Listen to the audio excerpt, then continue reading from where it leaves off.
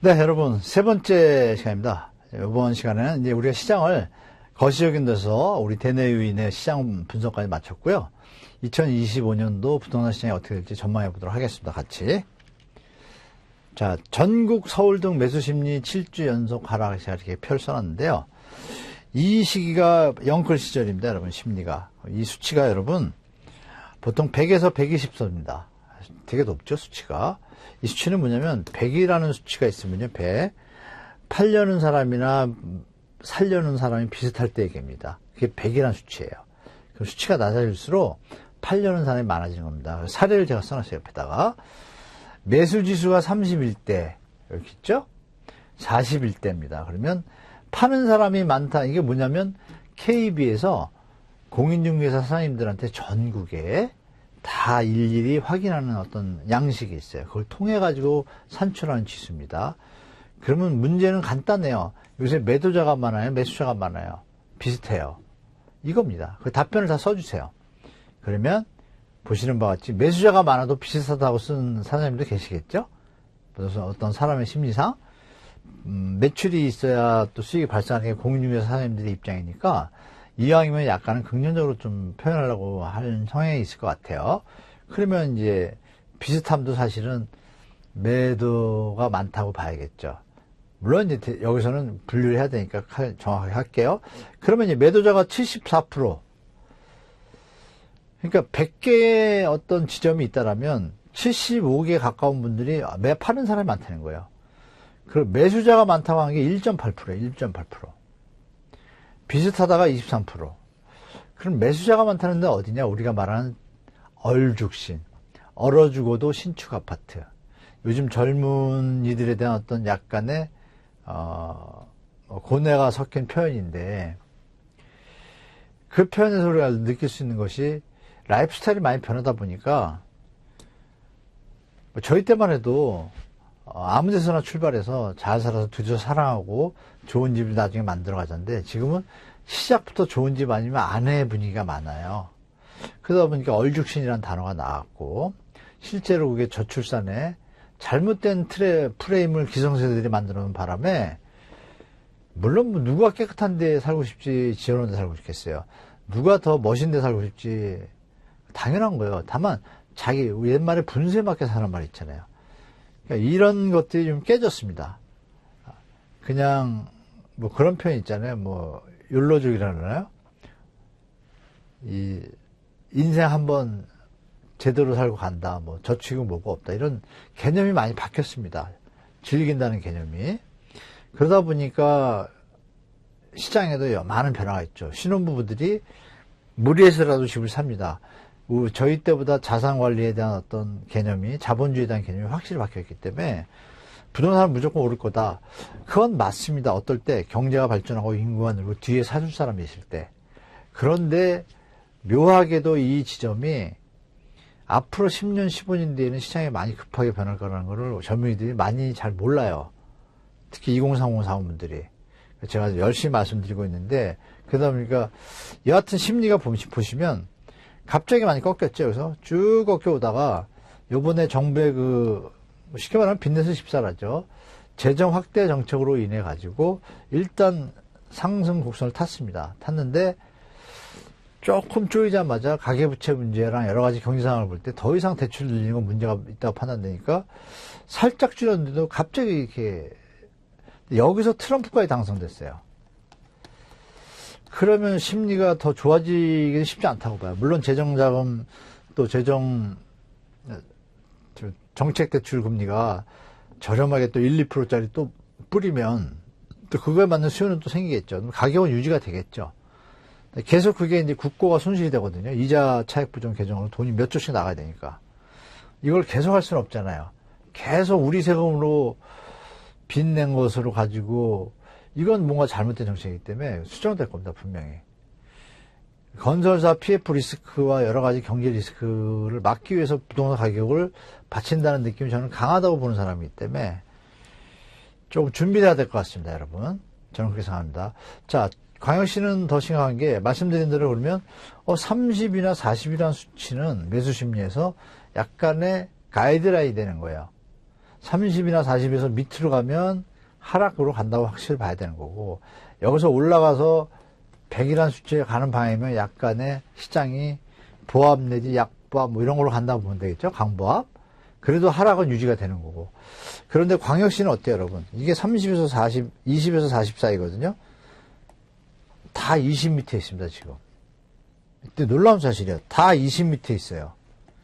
20이면은 거의 뭐, 이게 좀 오래 갈 것 같아요, 제가 볼 때. 여기다 여러분들 아시는 뭐 똘똘한 한 채, 서울만 살고 지방은 소멸한다는 언론들의 아주 악성적인 플레이 때문에 도가 좀 지나치죠. 아니, 부산광역시는 해외에 비하면 한 국가보다 많은 인구를 가지고 있어요. 100만, 50만 내면 200만, 300만, 400만 국가 많잖아요.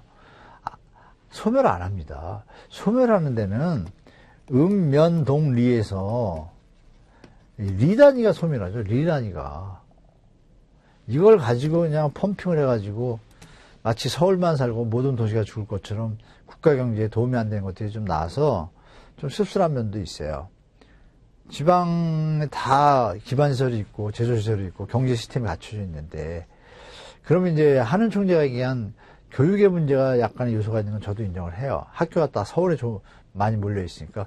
이런 건 이제 나중에 정책을 바꿔서 움직일 수 있다고 보기 때문에 시대 흐름도 좀 체크할 수 있는데, 중요한 것은 현재 이렇게 낮다. 그래서 시장 흐름이 이어가고 있다. 그럼 전망 우리가 어떻게 돼요? 아까 전세가 비율에 대해서 좀 얘기했잖아요, 2부에서.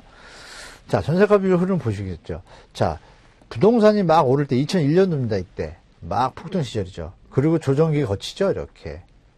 근데 여기는 외부 요인인 2008년 글로벌 위기가 같이 터졌어요. 여기 플러스 분양가 상한제가 있었고, 전매 제한이 있었고, 노무현 정부 때 쭉 빠지잖아요. 전세가율이 어떻게 돼요? IMF니까 여기 40이에요, 40. 서울은 50, 40.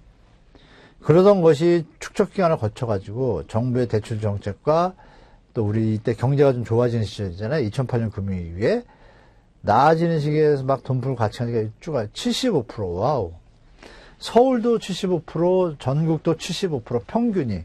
그러면 선호한 지역들은 80%, 85%, 90% 가까운 거예요. 여기에 여러분들이 아신 전세 사기 100% 이상의 전세가 비율도 있잖아요. 물론 빌라 다세대 연립 쪽이지만. 근데 아파트도 그럼 80%대가 되는 거예요. 근데 이때의 주택 가격은 100원이 1억이었다면 지금은 다 2억이나 3억이 된 거예요. 그죠? 그리고 조정을 받은 데도 있지만. 근데 여기서 전세가 비율이 이렇게 내려왔잖아요. 그럼 여기서 중요한 점이 다시 한번 설명을 드리면 3억이던 게 9억이 됐어요. 보통 3배가 되면. 근데 이게 조정받아서 지금 6, 7억 해요. 제가 보니까. 2배잖아요. 그럼 입대 갭 투자 금액은 80%라고 잡을게요. 3, 8, 24, 2억 4천.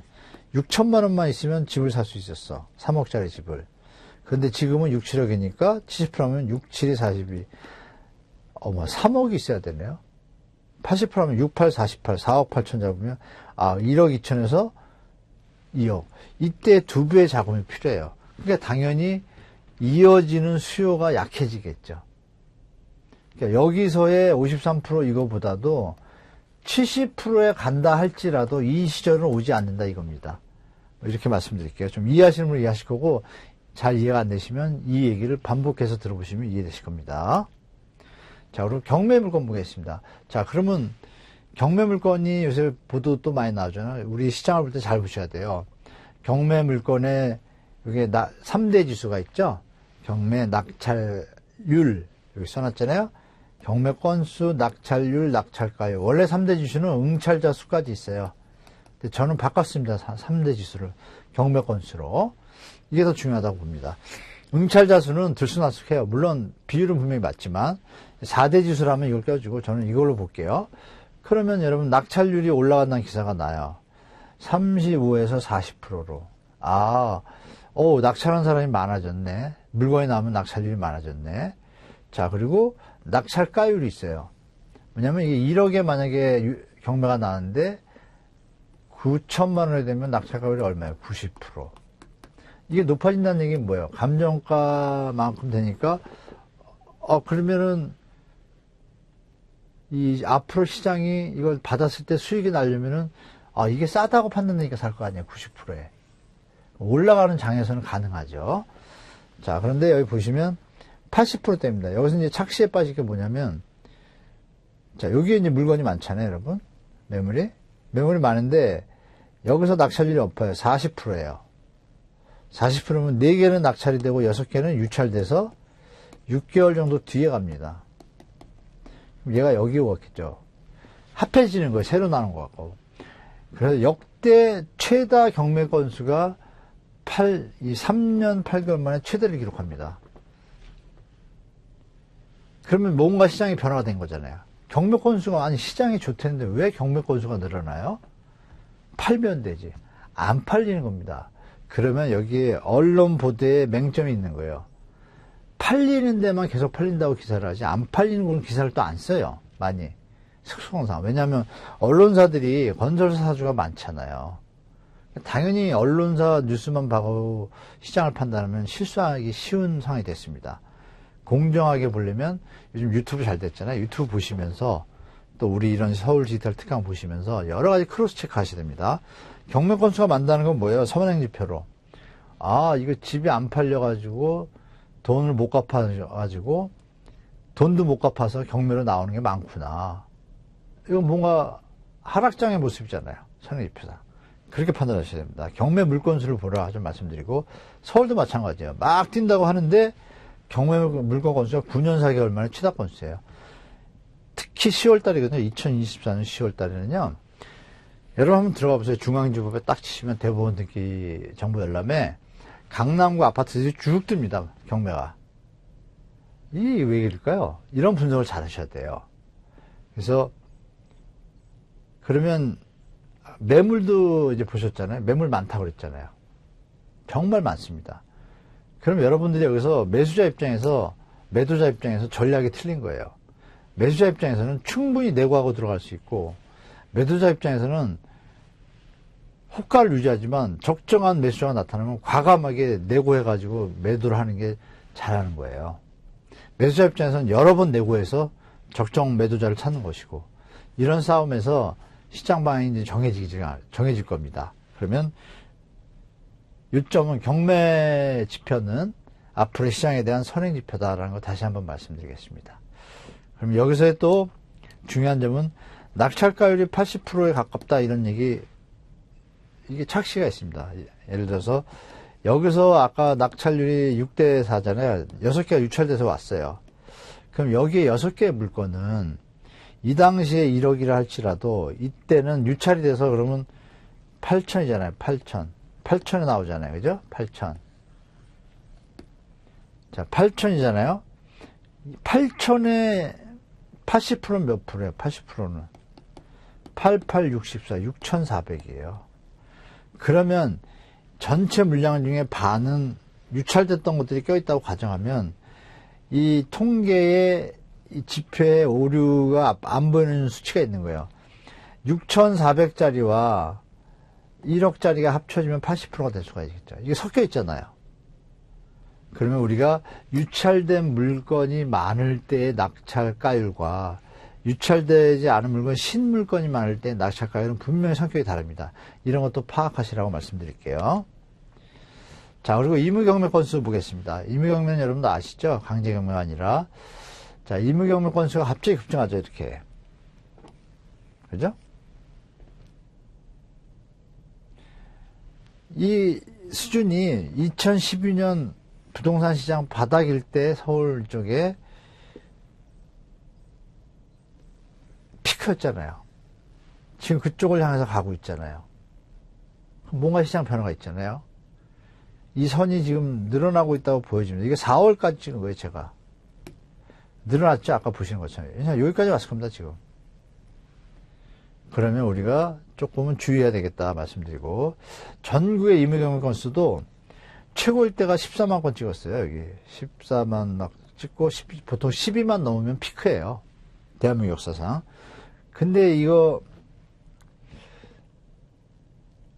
10만 넘은 게 2024년도 8월인가에 10만 넘었습니다. 그냥. 그래가지고 올해는 무조건 연말에 가면 아마 13만에서 15만 사이 찍을 겁니다. 그럼 이때 피크랑 비슷해요. 이때부터 시장의 변화가 있어서 이어지면 이제 시장이 좀 조정이 세게 올 수 있다라는 말씀드릴게요.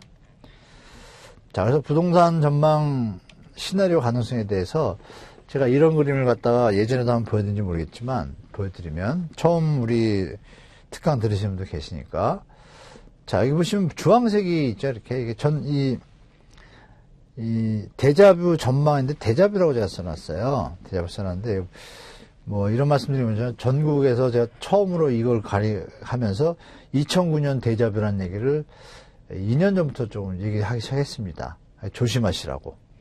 그러면서 현재 시장에 대한 예측에도 좀 제가 이 내용을 좀 산입해서 좀 하고 있습니다. 자, 보시면 빨간 선은 뭘까요? 아시는 분은 아시겠지만 이 동그라미 있죠, 우측에. 지금 현재입니다, 현재. 현재 아시죠? 8월 달에 이렇게 피크 찍고 9월, 10월 쭉쭉 내려오죠. 11월은 더 내려갈 거라고 말씀드렸죠. 10월에 반등이 약간 있고. 그런데 이 그림을 갖다가 뚝 잘라가지고 제가 여기다 붙여본 겁니다. 여기다가. 왜요? 뭔지 모르지만 토인비의 역사는 되풀이 된다라는 격언과 이게 패턴이 약간 그걸 왜 거기서 느끼냐면 제가 2009년도 1월 이사 대책이 있었어요. 그리고 2023년도 여러분 기억하죠? 13 대책이 있었어요. 그 대책이요 거의 유사합니다. 이 얘기를 제가 처음으로 하고 나서 지금 이 얘기를 많이 다른 분도 하세요. 당연히 전문가들이 하시는데 이걸 가지고 우리가 유추할 수 있는 게 있잖아요. 자, 그러면 현재 예전과 분명히 다른데 2009년하고 우리나라 보통 10년마다 약간 사이클이 있다고 그래요. 부동산 시장은. 전문가들이 다들 이렇게 보고 있습니다. 이번에 좀 길었어요. 10몇 년 동안 상승을 했어요. 그럼에도 불구하고 약간의 시간의 딜레이는 있었지만 이 패턴을 갖다 붙이니까 여러분 어때요? 그림이 거의 비슷한데 다른 데가 어디예요? 여기죠? 여기만 다르고 거의 겹쳐요. 너무 신기해요.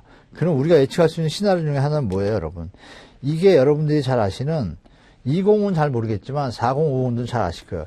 2011년부터 2014년 박근혜 정부가 빚내서 집 사고 재정정책 투입하기 전까지 모습입니다. 전세대출 5억으로 확대하고 이때가 부동산 폭등이 시작인데 갑자기 늘어나잖아요. 이 3, 4년, 5년 동안 힘든 사람들이 많았어요. 부동산에 이때 무리해서 투자하신 분들이 이때 빠져나오지 못해가지고. 그러면 이분들도 그렇게 될 가능성이 있는 점들은 뒤에 시장이잖아요. 이게 앞으로 우리가 보는 2025년 시장 전망인데 그냥 뇌피셜로 제가 본 거예요. 정책이 이렇게 똑같을 수가 있을까? 왜 그전보다 나은 정책이 안 나올까? 왜 2009년도 똑같은 정책이 나오지? 위기 때인데. 그래서 이 그림을 갖다 오늘 맞춰보고 싶더라. 맞춰보니까 여기 차이점 있잖아요. 그러니까 요 시기가 요 시기예요. 여기 보시면 이 그림이 이렇게 낮잖아요. 여기인데요. 이게 이제 2022년 미국 금리 인상이 겹쳐서 그래요. 미국하고 우리하고 텀에서 약간 디커플링 시작된 거예요. 경제 시스템이. 그리고 우리는 미국이 5.5를 갈 때 우리도 옛날 같으면 4.5, 5.5 가져야 되는데 따라갈 수 없는 체력이 된 거예요. 그러다 보니까 이런 현상이 좀 왔고 그 다음은 또 약간의 유사성을 가지니까 똑같이 지금 여기 또 띄잖아요. 이렇게. 날짜별로 똑같이. 그 다음부터 요 시기가 펼쳐질 가능성이 많다. 근데 만약에 충격이 이때는 팩트가 하나 있었습니다. 뭐가 있었냐? 부산저축은행을 비롯한 11개 저축은행이 부도가 났어요. 파산했죠. 그러면 최근에는 아직 그런 일이 없잖아요. 새마을금고가 좀 시끄럽고 제2금융권이 조금 그렇고 얘기 나오고 캐피탈사 얘기 나오잖아요. 여전사라고 그러죠. 여신 전문 회사들. 그 회사들의 상태가 썩 좋진 않아요. 근데 그런 문제들이 만약에 요 타임에 터진다라면 분명히 여기에 악재가 하나 꼈죠. 트럼프. 그래서 지금은 자산관리에 대해서 정말 보수적으로 하실 때입니다. 이런 시기가 올 수도 있으니까 공격적인 투자와 맹목적인 추격 매수는 아닌 타임인 거죠. 어떤 상황이 올지 모르니까. 절대 소득 범위를 넘어서서 자기 능력을 넘어서는 무리한 지금 주택 매입이든 부동산 투자는 타임이 아니다라고 말씀드릴게요. 저는 그렇게 봅니다. 뭐 다른 의견을 갖고 계신 분도 계실 거고. 자, 분양 물량에 대해서 우리가 전제를 할게요. 공급 부족으로 뭐 주택 가격이 폭등할 거다 또 그러잖아요. 2022년도도 여러분 더듬어 보면 2022년도 여기 보실까요, 여러분? 2022년도 입주 물량이 살짝 작아요. 그죠? 살짝 작아요. 2022년도 여기 있잖아요. 별로 많지가 않아요. 이때도 폭등한다 그랬어요, 여러분. 이거는 뭐냐면 대내 요인만 볼 때는 맞는 얘기일 수도 있잖아요. 왜? 수요 공급 이론에서 당연히 모든 조건이 같다. if 경제 법칙은요, if를 전제로 해요. 수요 다른 조건이 같아야 되는데 지금 난리 났잖아요. 우크라이나 전쟁은 트럼프가 종식시킨다고 하지만 또 이스라엘 중동 부분은 아직도 지금 게임이 안 끝난 것 같고, 그죠? 그리고 또 제3의 뭐 대만하고 중국하고 부딪히니 많이, 대만이 갑자기 막 총을 사고 막 미사일 사니까 뭐 그런 것도 있고, 북한이 갑자기 또 약간 뻘 행동을 해가지고 조금 지정학적으로 좀 리스크를 주고, 그런 것들이 겹치면 공급 부족이 무슨 의미가 있어요. 그런 것처럼 수요공급의 법칙은 if 모든 조건이 안정적이라고 할 때 얘기입니다. 그럼 여기 보시는 바와 같이 2012년을 한번 볼게요, 여러분. 2012년 작았어요. 서울도 마찬가지예요. 서울은 더 작았어요. 그럼 폭등해야 되는데 폭등 안 했거든요. 하락했거든요. 그리고 역으로 2018년, 19년 보세요. 입주 물량 많죠? 집값이 내려갔습니까? 아니잖아요. 올라갔잖아요. 아니, 공급이 많아도 올라가고 공급이 적어도 올라가고 이런 논리가 어디 있습니까? 그래서 정확한 논리는 뭐냐? 공급이 올라감에도 불구하고 공급이 많음에도 불구하고 금리 정책과 대출 조건이 좋아서 투자 수요까지 가세해서 주택가격이 공급이 많아도 오를 수 있다. 뒤에서 사주는 사람이 있다라고 가정할 때 맞죠? 그러나 역으로 뒤에서 사줄 사람이 없고 실수요자가 적으면 무리해서 들어가기 힘든 경우라면 공급이 적든 말든 수요가 더 줄면 어떻게 돼요? 돈이 없으면 어떻게 돼요? 공급이 아예 안 살 수도 있잖아요. 그러니까 수요 공급의 법칙은 모든 경제 조건과 모든 것이 안정적일 때 기본으로 얘기를 해야지 맞는 거지. 지금 가처분 소득이 줄고 환율이 1,400원 되면 또 가처분 소득이 더 감소하는데 그럼 이자 갚을 능력이 줄잖아요. 그럼 이자 재정정책 금리를 갖다가 한없이 뭐 세수가 펑크하는데 한없이 이자 메꿔가면서 일부 무주택자들한테 신혼부부들한테 1% 2%를 계속 할 수 있어요? 국민들한테 왜 희생을 강요해요? 법적 논리적으로 안 맞잖아요. 여기서 부딪히게 되면 어느 지점이 다 다를 거예요. 그래서 제가 볼 때 이 공급 물량에 대해서 우리 경제가 안정적이고 발전적이고 인구가 잘 늘고 이렇다면 맞다고 보는데 요번엔 틀리다라고 분명히 또 말씀드리겠습니다. 그래서 이 공급 물량이 2026년 7년 차에 25년은 많습니다. 많은데 전국적으로는 좀 작은데 서울은 많습니다. 그러니까 전국적으로는 많은데 서울은 적은데 서울은 좀 많다 그러는데 전국적으로 적었다고 얘기하잖아요. 그럼 여러분 전국적으로 그럼 집값이 오를까요? 한번 보시죠. 제가 볼 때 2025년 그냥 보합 내지 더 하락할 거라 같습니다. 지방은. 광역시는. 조금 조정되면 그게 바닥이라고 봐요. 저는. 거의 다 왔다고 봐요. 지방은. 어느 지역의 일부 선호 지역들은 바닥에 이미 와 있고요. 이제는 다시 상승을 기다리고 있는 시점이고 서울 수도권은 이미 과도하게 좀 더 올랐어요. 물론 조정된 지역도 있지만 지역별로 입주 물량에 따라 시장 차별화가 있겠지만 전체적인 그림에서는 경제 상황이 더 중요하다라고 다시 한번 말씀드리겠습니다. 자, 여기 보시면 체크 포인트라고 제가 써놨는데 100주에 달하는 정책 주택 자금을 그동안 투입했어요. 2년 동안. 근데도 거래량이 우리 그동안 1, 2부 보시는 것처럼 거래량이 예전 같지 않잖아요. 예전에 100주 안 보았어요. 그러면 뭔가 문제가 생긴 거예요. 우리 수요에 대해서. 실수요와 이런 걸 뭐 이런 얘기를 표현합니다. 수요 공백이라고 그래요. 수요의 공백 이동. 수요의 이동으로 인한 공백기. 저는 이걸로 보거든요. 어느 학자분도 이런 표현 많이 쓰는데, 자, 한은 총재가 얘기한 걸 들어볼까요, 여러분? 물가 안정, 금리 인하할 때 얘기입니다. 9월, 이번에 금통위 때 금리 인하했잖아요. 물가 안정 추세와 중요한 대목입니다, 여러분. 해석을 잘해야 돼요. 정부가 거시 건전성 강화 대책을 밝혀. 조건부죠. 정부가 이걸 한다고 해서 자영업 어려움화가 내수둔환을 고려 인하한다. 이걸 안 밝혔으면 부동산 거품을 더 방치할 수 없다는 얘기의 반대말이에요. 그러면 이 얘기는 뭐예요? 부동산 거품을 더 이상 방치하겠다는 내용을 한은 총재한테 약조를 했기 때문에 한은 총재는 내렸다라고 얘기하는 거예요. 그렇죠, 여러분? 그래서 가계부채 증가와 주택가격은 계속 지속적 모니터를 통해 중시하면서 관리 나갈 것이다 라고 얘기했죠. 그러면서 금리를 내리고 나니까 불안했나 봐요. 단 환율 변동성과 대외 요인이 변화에 따른 리스크를 대처해 방안을 모색 중이다. 근데 이거는 하는 것 갖고만 안 되고, 자, 환율이 오르면 안정하게 만들려면 금리를 인상을 해야 돼요. 참 묘한 상황이 된 거죠. 그러면 더 인하는 못 하겠죠. 중요한 건 그러면 여기 조건부라 그랬죠. 금리 인하할 때. 여러분 기억나세요? 저는 올 초에 이런 얘기 했습니다. 미국이 피벗, 그러니까 금리 인하를 할 것이다. 다 예측하고 있었어요. 연말쯤에 할 거다. 어느 정도. 그럼 그걸 할 때 한국도 금리를 내릴 거다. 그래서 상승론자분들이 이런 얘기를 해요.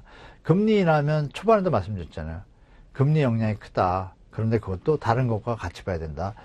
금리가 인하하면 주택가격이 상승하는 논리는 맞죠. 맞는데 대한민국은 제가 연초에 생각할 때도 더 이상 가면 어떤 큰일이 터질 것 같다는 예감이 드는데 하는 총재도 그런 생각이 들었나 봐요. 그러니까 이런 얘기랑 좀 일맥상통하죠. 그래서 저는 투트랙 전략을 쓸 거라고 저는 개인적으로 예측했어요. 투트랙. 그러면 부동산에 관련된 거품이 낄 수 있는 대출은 이제 좀 자제하고 경제 주체, 실제로 경제를 발전시킬 수 있는 제조업이나 이분들한테는 좀 돌아가게 하자. 자영업자분들의 어떤 고충을, 이런 걸 해결하는 방안으로는 금리 인하 해야겠다. 왜? 여기도 무너지도 안 되고, 여기도 거품 생겨도 안 되거든요. 그거를 두 개를 하는 거의 핵심이 이겁니다, 이거. 자, 그럼 볼까요? 거시건전성 강화 대책이 그냥 말이 편한 것 같잖아요. 여러분, 그렇지 않습니다. 디테일하게 매뉴얼이 있어요. 바젤3라고 아시는 분들 계실 거예요. 수요일 BIS, 국제결제은행 기구에서 바젤 협약을 맺잖아요. 1, 2, 3까지 나왔어요. 지금 3고 4도 준비 중입니다. 그럼 이 중에 5가지 매뉴얼이 있습니다. 정식, 여기 써있잖아요. 정식 유형. 딱 매뉴얼이 있어요. 그 나라에 거품이 끼고 하이퍼 인플레이션이 생기고 경제 시스템에 문제가 생기기 직전에 거시 건전성을 강화하는 대책을 이걸 쓰는 거라고 매뉴얼이 되어 있습니다. 그 중에 제가 빨간 거 써놨잖아요. 이렇게. 스트레스 테스트, 가상 시나리오를 통해서 금융기관 리스크 관련 평가. 여기는 우리의 뭐까지 배웠어요? 스트레스 DSR까지 하죠. 가계부채 문제가 있으니까. 그리고 대출 규제 들어가 있죠. 조정하라고. 딱 맞죠, 여러분? 이거를 여러분 하는 총재한테 기재부에서 밝힌 거예요. 여러분 기억하실 거예요. 뉴스에 한번 보셨지만 대한민국 역사상 최초로 한국은행 총재가 직원들을 이끌고 기재부를 방문하여 까지가 기사예요. 그리고 기사에 안 난 걸 제가 말씀드릴게요. 지속 가능한 경제를 위한 구조개혁. 말 이쁘죠? 지속 가능한 경제를 위한 구조개혁이라는 포럼이 거기서 열립니다. 홀에서. 근데 보도에는 안 나오죠? 여기에 내용이 다 우리가 지금 묻는 가계부채 이 얘기입니다. 이거 회의했어요. 포럼하고. 조건이 뭐예요? 구조개혁이에요. 그러면 여기에서 여러 가지 팁들이 나왔을 거, 매뉴얼이 나왔을 거라고 봐요. 그래서 2025년은 우리 투자자들 입장에서는 부정적, 무주택자 국가 경제를 위해서는 긍정적인 정책으로 아마 전환될 겁니다. 그런 부분도 염두에 두시고, 대출 정책 자금이 풀더라도 신용 체크 같은 거 하면서 갈 거예요. 심사가 강화되고. 실제로 여러분 신생아론이 연말까지 제가 알기로는 예산이 30조에 가까웠는데 10조밖에 안 나온 걸로 알아요. 발표 안 하잖아요, 여러분. 그죠? 신생아론 예산이 초반에는 또 언론들이 또 펌핑 하잖아요. 며칠 만에 몇 조가 나가. 그 뒤로 몇 달 만에 완전 소진 이런 얘기 없잖아요. 이런 부분들이. 자, 그리고 이제 해외 시각을 좀 말씀드리겠습니다. 작년 가을인가 여름에 이제 뉴욕타임즈에서 여러 가지 몇백 페이지의 보고서를 냈어요. 보고서 중에 군인 유모차라고 제가 써놨잖아요. 다 보고 저도 기분이 나빴는데 이거는 그래도 알려져요. 왜냐면 요새 환율이 많이 올라가는 이유를 저는 여기서 보는데 왜 환율이 갑자기 밑도 끝도 없이 올라갈까요? 펀더멘탈이 약하다고 생각하니까 그랬죠. 그 나라의 체력이 약하다고. 아니면 정치에 문제가 있거나. 전쟁 나는 국가의 환율이 좋겠습니까? 안 좋죠. 우리 전쟁 안 났잖아요. 여러 가지 부정적인 요인 때문에 환율이 올라가는 건데 이미 1년 전부터 이런 조짐이 있었습니다. 작년에 뉴욕타임즈 할 때 그 한국 보고서 중에 일부를 제가 발췌한 건데요. 이렇게 여러 데이터를 잘 해놓고 각 나라에 다 써놓고 한국에 대해서 요점 정리를 합니다. 이렇게 쭉. 출산율은 세계 최저고 군인 수는 60만이 아니라 50만으로 줄어서 월급 군인들을 써야 되는 실정으로 바뀌었고 60만 대군은 이제 없습니다. 우리 때 끝났어요. 그 40만 대군, 40만, 조금 있으면 30만 대군으로 갈 거예요. 그래서 월급 줘서 군인 써야 되는 상황이 됐고. 왜? 출산을 안 하니까. 출산을 안 한 이유는 라이프 스타일 바뀐 것도 있지만 주택가격도 저는 큰 영향이 있다고 봅니다. 먹고 사는 게 해결이 되는데 먹고 사는 데서 먹고는 우리 노동하는 거고 사는 거면 집이잖아요. 집 주거가 안정되는데 무슨 뭘 도모하겠어요. 저는 그렇게 생각해요. 근데 군인 얘기를 하면서 유모차 얘기를 또 곁들였는데 이건 좀 저도 개인적으로 뉴욕타임즈한테 제가 항의 댓글은 붙였는데 전 세계에서 유모차가 사람용 유모차보다 반려견 유모차가 더 많이 팔린 나라가 대한민국입니다. 사람들이 애를 안 낳고 반려견하고 살아요. 이런 것들에 대한 어떤 비아냥의 어떤 보도들이 있고 통계 자료예요. 얘들은 또 대충 안 하고 통계를 갖다가 베이스에 넣어요. 그러니까 이런 부분이 해외에서 어떻게 보는지 또 영국 더 이코노미스트에서 작년 봄이었죠. 작년 봄에 일면에 났잖아요. 한국이 일본 경제보복과 똑같아. 플러스 전세 대출 보증금 때문에 더 심할 수도 있어요. 이런 기사도 대놓고 나요. 이런 것들에 대해서 이런 방법 반론도 못 피는 게 대한민국의 현실인 것도 아쉽습니다만 중요한 건 부동산 시장만 유달리 이렇게 독야청청할 수 있나. 그래서 저는 분명히 조정이 한번 와야 대한민국의 발전이나 또 거래량도 다시 정상화 예전처럼 될 거라고 보는 입장입니다. 그래서 그건 좀 참고하시 바라고 출산율부터 얘기가 나오고 그래서 이제 추가적으로 이제 좀 부정적인 얘기 하지만 다가올 거를 갖다가 거부할 수는 없잖아요, 여러분. 그죠? 제가 영원히 살 수 있겠습니까? 아니잖아요. 추적 사망 혼인 건수 이 얘기는 보도에서 많이 보셨을 거고 다 알고는 있지만 피부는 지금 못 느끼고 있잖아요. 서서히 지금 스며들고 있죠. 우리가 사랑의 두 종류가 있다고 하잖아요. 한눈에 반하는 사랑하고 스며드는 사랑 어느 게 더 강력할까요? 파가. 한번 스며서 젖어든 사랑은 영원히 헤어나지 못합니다. 반짝 불꽃 튄 사랑은 불꽃이 사라지면 사라집니다. 자, 근데 점점 이쪽에 어떤 저성장형 선진국의 지표와 어떤 내용들이 자꾸 다가오지 않나요? 준비를 좀 하셔야 됩니다. 그래서 이 전체적으로 차별화 시장이 이제 분명히 진행될 거다라고 좀 말씀드리고 전체적인 흐름은 비슷하게 가지만 자 이런 모습 속에서 보시면 꺾이는 포인트인지 지났어요 이미 자연 감소 시작됐잖아요. 그래서 이민 정책이 나오고 올해 결혼상이 19만 쌍인데 10%가 외국인이라고 합니다. 10%가 그러니까 우리나라는 더 준 거예요 사실은. 외국인은 늘었고 국제결혼이라고 하죠. 자 그래서 이 표를 보시면 제가 만들어 본 표에 여러분 계산해 본 건데요. 출생아 수와 혼인건수의 상황비를 계산해 보니까 0.3 정도가 나옵니다. 이게 뭐냐면 10명이 출생하면 3쌍 정도가 결혼하는 거예요. 30년 후에. 그렇게 보시면 돼요. 0.3이 아니라 0.3인데 3이라고 보셔도 되는 거죠. 30%. 그걸로 추산을 쭉 하니까 출생아 수하고 여기 우측하고 좌측하고 틀립니다. 우측은 출생아 수고 이쪽은 결혼쌍 수예요. 보면 그게 한 30% 수준 나와요. 결혼 출생아 수에 대해서. 그걸 가지고 크로스랩을 했고 이거는 이제 사망률입니다.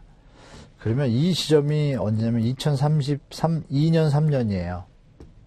그 2034년 5년 가면 여기 좀 많이 꺾였죠, 여러분. 푹 꺾이죠, 여기.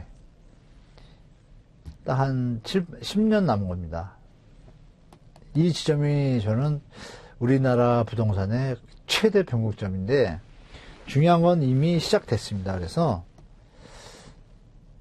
이거 4, 5년 전 된 여기면 2030년이거든요, 여기가. 벌써 여기 꺾이잖아요. 그럼 여러분들이 보지도 듣지도 못한 뉴스들이 이제 많이 나올 겁니다, 아마. 뭐, 결혼 쌍수 15만원으로 줄어부터 해서 여러 가지가 나올 것이라고 저는 예측이 되기 때문에 부동산 자산 관리 전략을 이제 철저히 하셔야 될 때다라고 말씀드리고, 과도한 투자나 무리한 투자는 절대 금물이다라고 다시 한번 말씀드리고, 철저히 시장 분석을 통한 전략 분석을 통해서 자산 전략을 쌓아야 된다. 이런 시점이 다가왔다고 말씀드리겠습니다. 자, 그리고 이제 끝으로 전국의 입주 물량이 2025년도까지 제가 했고, 여기 점을 보시면 이 점이 적정 입주 물량입니다. 이 적정 입주 물량이라는 거는 논리적으로 없습니다. 없는데 그동안 통상적으로 인구 증가수와 주택 증가수를 계산했을 때 나온 그 일부 논문과 일부 학자들의 그냥 통상적으로 유추하는 거로 쓰이는데 명확한 법적인 근거도 없어요. 근데 0.05라는 뭐 그걸 곱하는 게 있는데 하여간 그게 통용되고 있어요. 적정 입주 물량이 뭐에서 근거해서 정확히 나왔냐라고 우리가 잘 알아야 되잖아요. 대충은 맞아요. 또 맞추면. 그 해가지고 제가 계산해 보니까 이게 빨간 선이 적정 입주 물량이에요. 그동안 뭐 전문기관이나 뭐 학계나 이렇게 대충 통용되는 논리입니다. 0.05. 이거 해보니까 빨간 선보다 높은 거는 초과 물량이에요. 낮은 거는 부족한 물량이죠. 그럼 이거는 여러분들이 보시고 여러분 지역에, 우리 수강생분 지역에 맞는 지역이 있겠죠? 이 자료는 부동산원 자료와 부동산 지인 자료를 크로스 체크해가지고 제가 재가공한 자료입니다. 활용하시기 바라고. 자, 이렇게. 자, 그리고 마지막으로 정책방에 따른 자산관리 투자 전략. 이거는 제가 작년에도 우리 서울 디지털대 특강하면서 이 얘기 해드렸습니다. 그때하고 똑같습니다. 변한 거 없습니다. 일기 신도시 모아타운 조심하라 그랬죠. 일기 신도시 지금 선도지구 지정 직전인데, 지정이 돼도 이거 좀 오래 갈 것 같습니다. 분명히 제가 장기 투자 10년 걸린다. 6년에 뭐 입주한다. 택도 없는 소리다 그랬습니다. 이주 대책은 뭐 첩초산중입니다. 문제가. 자, 모아타운도 마찬가지죠. 정말 몇 군데를 빼고는 하기 쉽지 않을 거다. 그리고 투기 지역이 많다. 그래서 최근에 뭐 제가 막 이건 작년에도 말씀드렸지만 올해 중간에 해제 지역에 대한 얘기가 거꾸로 나왔잖아요. 그죠? 뉴타운의 전철하고 비슷해요. 조심하시고, 리츠는 지금 또 공부하시라 그랬고, MPL은 좋은 시장에 올 때가 됐다. 벌써 좋은 시장에 왔습니다, 실제로. 여러분들이 접하시지 못하지만. 그래서 이 부분도, 혹시 우리 서울 디지털대 이제 학교에 오시면은 저와 강좌를 하면서 MPL에 대해서도 공부하실 수 있다라고 말씀드리고, 자, 경매, 공매. 빨간 거는 안 좋은 겁니다, 일단. 기다렸다 하시고. 경매, 공매는 좋은 시장입니다. 지금할 재건축은 강남 일대의 분양가가 일반 분양가가 높은 지역은 괜찮지만 분양가가 조금만 다운되기 시작하면은 수익성이 악화됩니다. 뭐 강북구의 몇몇 개 구들이 진행을 하다 스톱을 하는 현장들이 있잖아요. 그러니까 분양가가 높아지면 건축비가 높아지는 것은 상쇄하고도 플러스 알파가 생기는데 그렇지 못하면 힘듭니다. 그래서 재건축자 정말 조심해서 옥석 가령하는 걸 하시기 바라고, 해외 부동산은 앞으로 준비하시다가 2, 3년 안에 좋은 때가 올 거다. 투자 적기가 올 거다라고 제가 말씀드렸습니다. 이렇게 접근하시면 좋겠습니다. 자, 이렇게 오늘 특강 3부로 나눠서 여러분과 시간 함께 했습니다. 여러분들한테 제가 드린 어떤 내용들에 대해서 맹신하지 마시고 참고만 하시고, 또 참고하신 중에 좀 여러분이 보시기에도 합당하다고 생각하시면 잘 활용하셔가지고 여러분의 부동산 자산 관리에 잘 활용하시기 바라겠습니다. 자, 수고하시느라고 수고 많으셨습니다. 감사합니다.